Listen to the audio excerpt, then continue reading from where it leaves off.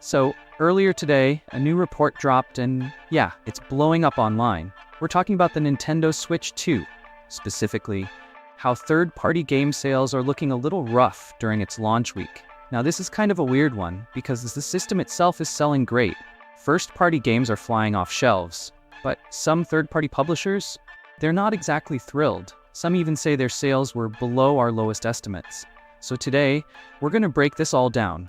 The numbers, the theories, and what I personally think is the biggest factor that's really hurting third-party games on the Switch 2 right now.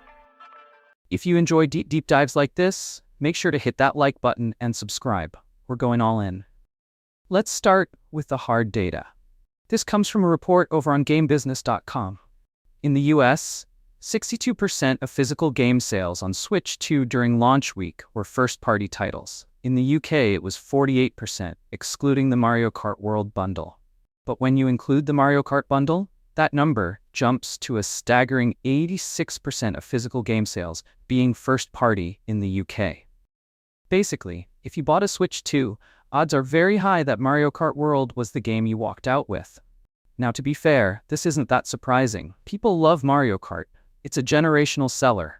And this version actually includes the full game on a cartridge, a big deal in an era of download codes. But here's where it gets tricky. Back during the launch of the original Switch, 89% of UK physical game sales were also first-party. So the numbers are somewhat similar. The difference? Expectations. Back then, the Switch was following the Wii U. The bar was low, the install base was tiny, and third-party devs were hesitant. But now, we're coming off one of Nintendo's most successful consoles ever. Expectations were sky high.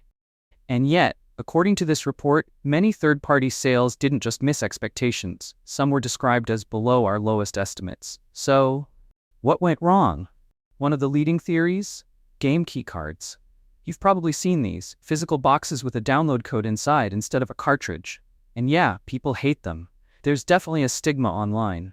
They're seen as half measures, a cheap way for publishers to avoid paying for the larger Switch 2 cartridges. And for physical collectors, that's a hard pass. Now, does that entirely explain the poor third-party sales? Not really. I think it's just one part of the story.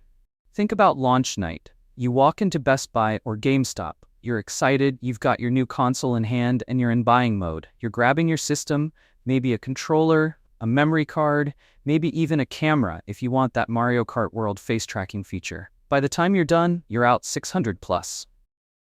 And then you look at the shelf. Do you really want to toss another $50 or $60 at a third-party port of a game you've probably already played before? I think that right there, the price stack, is a major factor. A lot of the third-party games launching on Switch 2 are just older ports.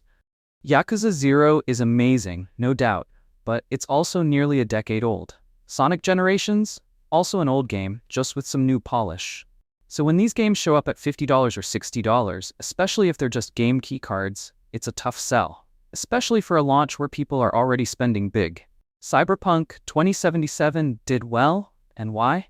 Because it wasn't a game key card. CD Projekt Red released it fully on a 64GB cartridge. It was packaged as a complete game with the Phantom Liberty DLC included. It felt premium. It looked like a showcase. And yeah, people responded to that. Another key factor?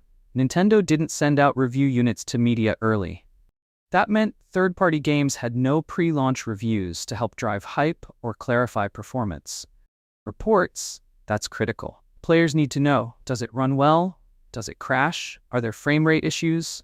Without reviews, people play it safe. They buy what they trust, and that's almost always Nintendo's first-party lineup. Now here's a funny one. Some publishers actually view backwards compatibility as a problem. Think about it. If you already own a third-party game on your Switch 1, and it runs just fine on Switch 2, why would you rebuy it? Unless there's a compelling upgrade path, most people won't. And unfortunately, many publishers didn't offer cheap upgrades. Sega, for example, could have charged $10 to upgrade Sonic Generations, but instead they just sold it outright again at full price. So once again, people held back. But here's what I think is the biggest reason of all.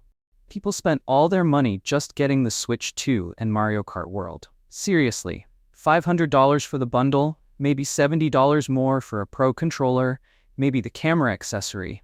It adds up fast. After all that, there just wasn't much left in the budget for extra games, especially older ports or titles they weren't 100% sold on. And that's the irony here. The third-party launch lineup for Switch 2 is better than it was for Switch 1.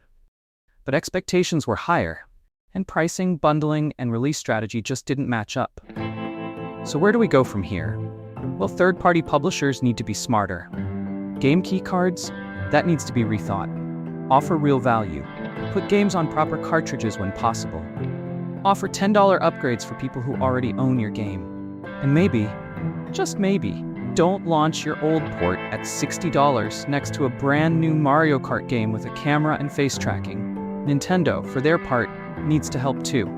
If they want a robust third-party ecosystem, they need to lower cartridge costs and give partners more support with reviews, marketing, and positioning on the eShop.